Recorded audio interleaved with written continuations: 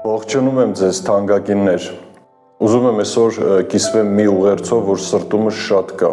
ու անվանել եմ այն այսպես, որտեղ փնտրես ապագատ։ Ու գիտեք, նայելով մարդկանց այսօր առօրյան այն փնտրտուքը, որ մարդիկ փնտրում են ու ուզում են հասկանան իրենց ապագայի մասին, գալիք բաների մասին, ու ես մտածում եմ, որ մարդու մեջ դրված է, որ ինքը իմանա իր ապագան, որ մարդը իրականում հասկանա ինչ է լինելու իր կյանքի ընթացքում կամ ինչպիսի ճանապարհ ընտրի։ Ու ուզում եմ մի հետաքրքիր տեղ կարդամ Աստվածաշնչից։ Դա գրված է Երեմիա մարգարեության 29-րդ գլխի 11-րդ համարում։ Գրված այսպես, որովհետև ես գիտեմ այն խորհուրդները, որ ես խորում եմ ձեր մասին, ասում է Տերը, խաղաղության խորհուրդներ եւ ոչ թե չարության, որ ձեզ տամ ապագա եւ հույսը։ Այսինքն Տեր Աստված իր ուղերձի մեջ, այս խոսքերի մեջ ասում է, որ ես մտածել եմ արդեն քեզ համար խորհուրդներ, ես ունեմ քեզ համար խորհուրդներ եւ այդ խորհուրդները խաղաղության խորհուրդներ են ի սկզբանե, ոչ թե չարության մեջ տանելու, ոչ թե ինչ-որ կործանելու, այլ Աստված ասում է, որ ես ունեմ քեզ համար ապագա եւ ես քեզ հույսով կարող եմ լցրել, որպեսզի դու գնաս եւ ունենաս այն ապագան, ինչը որ Աստված ունի։ Եվ հաջորդ խոսքը 12 համար ասում է. եւ դուք կկանչեք ինձ եւ կգաք եւ աղոտ կանեք դեպի ինձ եւ ես կլսեմ ձեզ։ Ինչքան հետաքրքիր է, որ մենք դիմենք Աստծուն, մենք փնտրենք Աստծուն եւ նա խոստանում է, որ ինքը կլսի մեզ։ Եվ 13-րդ խոսք ասում է. եւ դուք ինձ կորոնեք եւ կգտնեք, որովհետեւ ինձ կխնդրեք ձեր բոլոր սրտով եւ ես կգտնվեմ ձեզանից։ Այսինքն Աստված իր երեսը չի թաքցնում թանկագիններս այսօր մեզանից եւ ուզում է հայտնի են ապագան, որ ունի մեզ համար։ Կասես, իսկ ինչու Աստված ունի մեզ համար ապագա։ Թույլ տվեք ասեմ, որ որովհետեւ մեզ ստեղծողը, մեզ արարողը Աստված է։ Մի հետաքրքիր հրաշալի համար, որ ուզում եմ կարդամ Սաղմոսների գրքից գրված է. գոհանում եմ քեզանից, որ ահավոր եւ զարմանալի կերպով ստեղծվեցի։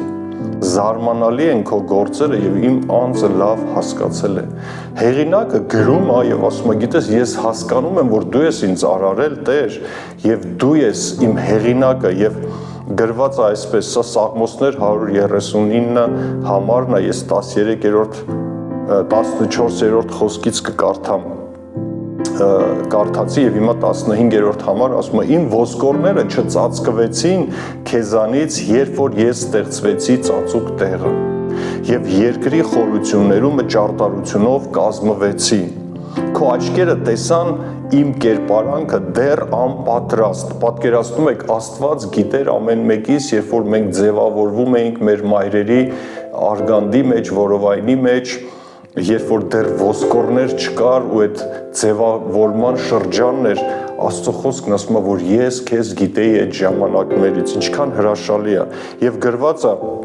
եւ քո գրքում գրված էին այն բոլոր օրերը, որ լինելու էին, ուշադիր լսեք, այն բոլոր օրերը, որ լինելու էին, երբ որ նրանցից մեկը դեռ չկար, այսինքն Աստված նախապես գիտեր իմ ու քո բոլոր օրերը, որ լինելու են, ոչ թե այն ինչա կատարվելու մեր հետ, այլ այն օրերը, որ նա էր որոշել, որ լինի մեր կյանքում, թանկագիններս։ Այսօր մեզ պետք է դառնալ Աստծուն ու ականջ տալ, փնտրել, որպեսզի իմանանք ինչ օրեր է պատրաստել մեր համար, ինչ ապագա ունի Աստված մեզ համար, եւ քանի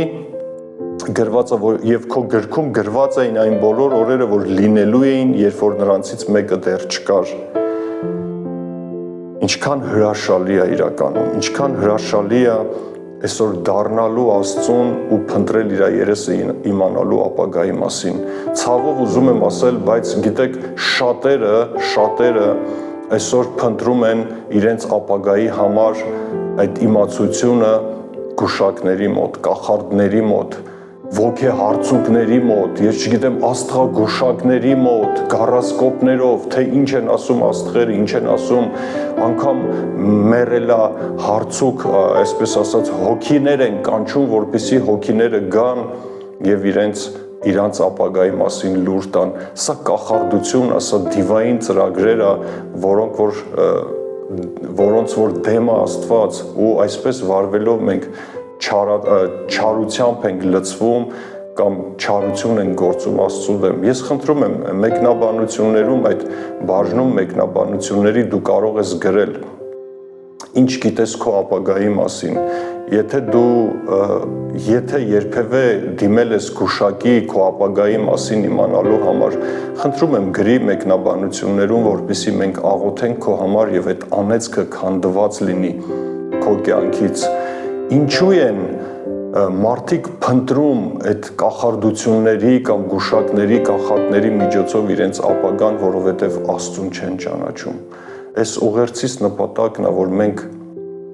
իմ թանկագին քույր կամ եղբայր, որ լսում ես, որ դու դառնաս իրականում ճիշտ ճանապարհի վրա ու անկախ նրանից ինչ գիտես քո ապագայի մասին կամ որ հատվածում ես քո կյանքի հասել, թույլ տուր, որ Աստված այսօրվանից սկսի քեզ առաջնորդել։ Գիտես, գուշակները, որ սատանայի ծառա են կոչվում, ես չեմ ասում, դա Աստվածաշունչն է ասում, Աստված ինքն է իր խոսքում ասում։ Գիտեք, միգուցե քո մոտ հարց առաջանա ու դու ասես, բայց նրանք ճիշտ են ասել։ Գիտես, սատանան գիտի մեր անցյալը ու ասելով մեր անցյալի մասին մեր մեջ հավատք է փորձում ներշնչել, որպեսզի ապագայի մասին էլ նրա ասածին մենք հավատանք։ Եվ երբ որ գուշակները, կախարդները, հոգեհարցուկները եւ այլն փորձում են մեր ապագայի մասին ասելով մեր անցյալը, փորձում են մեր ապագայի մասին ինչ որ բաներ ասել, որին հավատալով արդեն դրանք կկատարվեն մեր կյանքում ու գումարներ են կորզում մարդկանցից, որպեսզի ինձ գումար տվեք, որ հետևյալ ծեսը անեմ, սա անեմ, որպեսզի ես չարիքը գնա ձեր կյանքից, սա խապկանք է ուղղակի։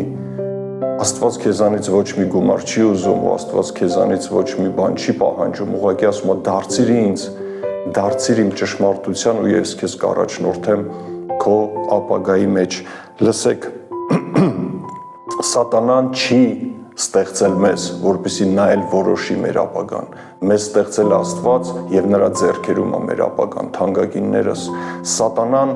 դեմ է ինձ ու քեզ, դրա համար նա խոսալով մեր կյանքի մեջ իր ուզած ապագան, թեև սկզբից շատ գեղեցիկ է թվում, նա տանում է մեզ կործանման։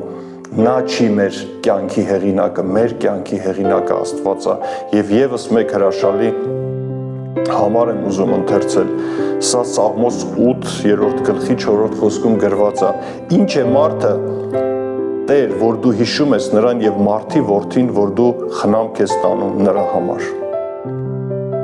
Մի քիչ ցածր արիր նրան հրեշտակներից, բայց փառքով ու պատվով պսակեցիր նրան։ Պատկերացնում եք ինչ դիրք ունենք մենք Աստծո մոտ։ Եվ գրված է դու իշխան կարգեցիր նրան քո ձեռքի գործերի վրա եւ ամեն բան նրա ոտքերի տակ դրեցիր։ Պատկերացնում եք ինչ մտքեր, ինչ ծրագրեր հոգատարություն ունի Աստված հենց քեզ համար, որովհետեւ գրված է, որ դու հիշում ես ու խնամք ես տանում։ Այո, Աստված քեզ հիշում է, Աստված հոգ է տանում քո համար, բայց գիտես, երբ որ քո երեսը դեպի Աստված չի ուղված, նա չի կարող իր ծրագրերը բացել քեզ։ Եթե դու կարողանաս իրականում գտնես Աստծուն, եթե դու կարողանաս իրականում կանչես Աստծուն քո կյանքի մեջ ու ականջդ տաս նրան, դու կտեսնես ինչ հրաշալի ապագա ունի քեզ համար։